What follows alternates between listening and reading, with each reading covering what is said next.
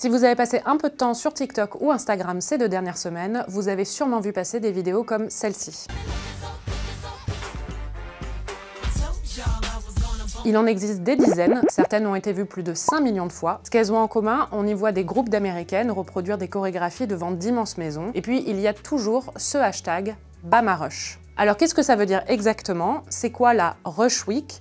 Et qu'est-ce qui se cache derrière ces vidéos ultra addictives? On va tout vous expliquer. Commençons par BamaRush. BamaRush, c'est l'abréviation d'Alabama Rush. Alabama pour l'État de l'Alabama, mais aussi pour l'Université de l'Alabama.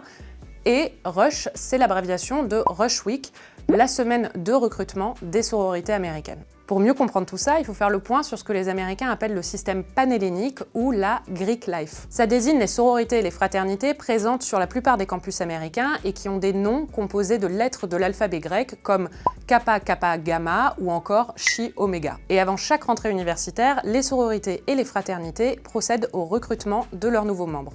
Et du côté des sororités, c'est toute une histoire. Ça se déroule sur au moins une semaine avec des activités tous les jours et bien sûr des tenues spécifiques pour chaque activité. Depuis 2021, ces semaines de recrutement sont devenues ultra populaires sur TikTok, en particulier celle de l'Université de l'Alabama. Il faut dire que cette université compte 12 000 membres actifs de sororité et de fraternité sur son campus. Ça fait beaucoup et ils prennent les choses très au sérieux. Mais derrière ces vidéos ultra entraînantes, il y a plusieurs choses à savoir. D'abord, vivre dans une sororité, ça coûte très cher. 4 800 $ pour le premier semestre selon le guide officiel des sororités de l'Alabama. Et ça, c'est en plus des frais de scolarité et des frais de vie qui se situent entre 26 000 et 48 000 $ pour chaque année. S'il n'y avait que ça, ce serait déjà énorme, mais c'est sans compter tous les frais investis par les candidates dans leur tenue, leur maquillage, leurs accessoires, parce que pour appartenir à une sororité, il faut avoir un look très codifié et la facture peut monter très vite.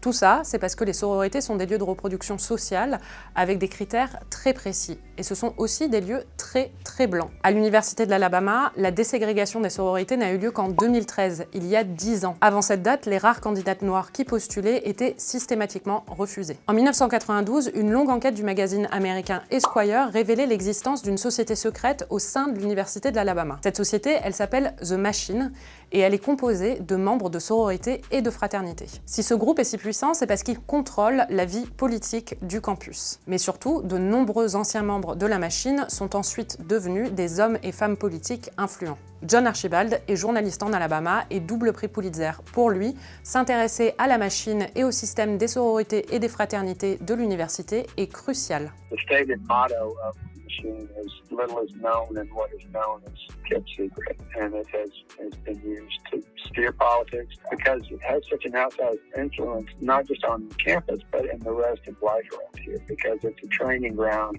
for politicians, it's a training ground for dirty tricks, and it's a training ground for perpetuating that status quo, including the racism that is inherent in it. Si tant d'étudiantes veulent faire partie de ce système, ce n'est pas seulement pour les soirées et les grandes maisons. Appartenir à une sororité, ça veut dire avoir un réseau à vie. Et en Alabama, comme dans beaucoup d'États américains, ce réseau peut s'avérer très influent. Life.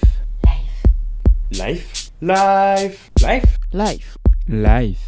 Life. Life.